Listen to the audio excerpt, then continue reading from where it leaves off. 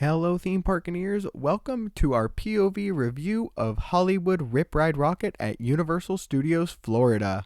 Here at the theme parkineers, when we review a ride, we don't want to give you any B-roll footage. We want to show you a POV so you know what we're talking about, when we're talking about it, and how those elements influence the rest of the ride.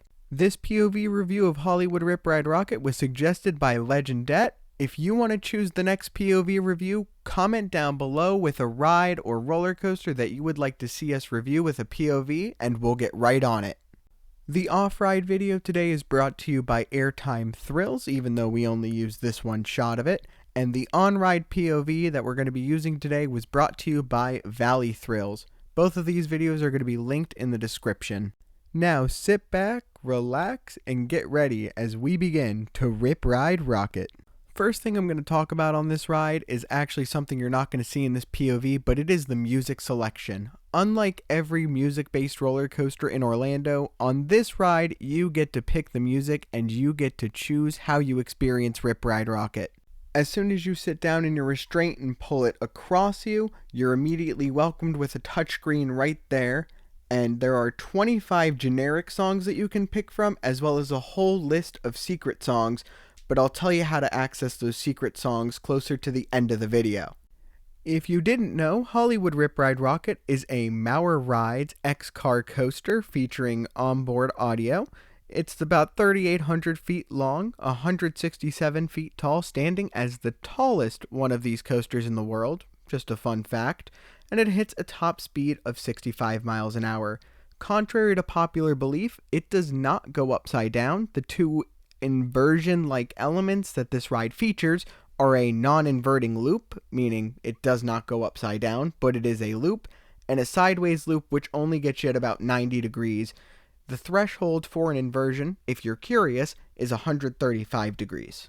Some other notable features of this ride are a continuous load platform where vehicles continue moving throughout the station, the onboard camera that records you while you ride, and of course, as I said already, that amazing onboard audio that never fails to hit. Now that we got the basics out of the way, let's hit it and let's get into the POV. First thing we're going to talk about is this vertical lift. A lot of people tend to be intimidated by it, but it's really not that scary. It's nice to be on your back, and if you grab onto the seat back, you're actually able to pull it and crack your back really nicely before you start this ride. At the top of this lift, the chain slows down so that you can get a view of the rest of the course. It's actually kind of a nice slowdown because you kind of get to see everything around you, get that nice scenic view before you go into the first drop and start the ride off. And as quick as we went up, we're going through the first drop faster. Now, in the front, I'm going to say that this feels more like a B&M dive coaster with how the chain slows down. It feels like you're really just trying to crest over there and the train's barely making it over. But in the back, there's a little bit of whip and you have some airtime. So if you've got some room between you and that restraint, enjoy it, because once the trims hit, you kind of lose all the airtime there. So you come out of that drop and you're sent into the ride's most iconic element. You can see it from almost anywhere in the park. It's the non-inverting loop. Now this element has probably some of the strangest airtime thanks to the restraint. Because the restraint is on your stomach or on your abdomen, you kind of get taken in like an orbit around your seat as you're going through this element, just because the airtime whips you around the world, as Daft Punk would say. Sorry, I had to put a music reference in. It is Rip Ride Rockit after all. And after some of you have already clicked off because I made a really bad reference, you are immediately sent up into this nice little uphill section with a small airtime pop for the front rows as you hit the first brake run of this ride. Now, there are a lot of brake runs on this ride, and that does affect the pacing, but we'll get to the pacing in a little bit. For right now, we're just going to use the brake runs as segues between the segments of this ride, just like they're set up on Rip Ride Rockit. From here, you take this massive drop down through the building where your picture gets taken, and you're going through this high G turn. After this high G turn ends, you're immediately taken up and pushed back down to the ground with a drop that combines laterals and positives and just kind of pulls all of the forces that you just experienced in this section together in a very strange but amazing way. The drop off of the brake run has some really solid airtime if you're in those back rows, and the way you get slammed into your seat as you're brought into this high G turn definitely makes this part a back row ride for sure.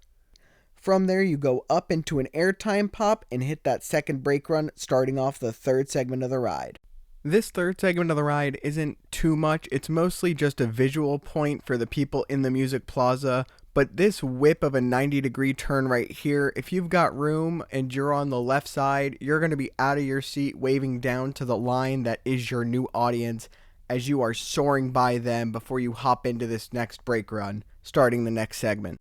Coming into this brake run, you have airtime in the front rows. Coming out of it, you have airtime in the back rows. You're given some nice quick turns that give a lot of laterals before you're hit with the side loop, which just has a lot of positives. It's definitely a small but very mighty element, and I gotta say, it's probably the highlight of the second half of the ride. From there, you go into a brake run before the final segment of the ride. Speaking of things that are small but mighty like the side loop on this ride, this entire section right here, it's the shortest section of the ride, it's got the smallest elements, but for whatever reason, it is easily one of the most intense sections. If you're in the back row and you decided to get a little room between you and your restraint, do not consider yourself a human riding Rip Ride RockIt, consider yourself a ragdoll or a test dummy because the ride is about to throw you around like there's no tomorrow. If you're in the front rows, you're jamming out to your music, you're enjoying it, the ride's almost over, boo-hoo. But if you're in the back row, this is where it gears up from 0 to 100 without a warning. You are taken, you're up, you're down, you're smacked. You're going to be in a little bit of pain, but if you like airtime and you like a good rough ride, this is where you find it. After that, you hit the final brake run, and congratulations as you have just conquered Hollywood Rip Ride RockIt. Now that we've gone through the whole experience of Hollywood Rip Ride RockIt, it's time to go back and talk about some things that I said I would talk about earlier, such as the brake runs as well as that secret song list. So as we noted earlier, there are 4 brake runs throughout the entire track which split the ride up into 5 individual segments. So the fact that these brake runs are used to split up the ride is very nice. It makes sure that the ride doesn't get too intense, but on a pacing perspective, it kind of takes away all of the intensity from the ride, as there are just sections where you're sitting there on straight track doing effectively nothing, waiting for the coaster to continue. However, as bad as they are for the pacing, they are necessary for that continuous load station to actively work, because without that, the ride's capacity would be so low that it wouldn't really be feasible to have in a park with such a high attendance like Universal Studios Florida. But thinking about it in another way, with this ride, it opened in 2009. It was one of the first roller coasters to have a continuous loading platform. There had to be some concessions made to make a project like this actually work. But this was built in 2009, and Hagrid's next door was built in 2019. And to see the growth that ride designers have had between Hollywood Rip Ride RockIt and Hagrid's Magical Creature Motorbike Adventure, it really just shows how far the industry has come in such a short amount of time and how much more we can grow in the future. Now that we're done talking about brake runs and their effect on the ride, it's time to talk about the secret song list and its effect on the ride. Personally, I only use the secret song list just because I enjoy the songs on it a lot more than the generic songs, but I might as well give you guys instructions and everything you need to know about the secret song list. So if it's your first time riding Hollywood Rip Ride RockIt, I do not recommend using the secret song list, as you will not be able to get your photo or your video after the ride just because of how the secret song list works. However, if this isn't your first ride or you don't care about your photo or video on this ride, here are the instructions as to how to access the secret song list. When you sit down in the train and you pull your restraint across you, you're going to be greeted with that touchscreen.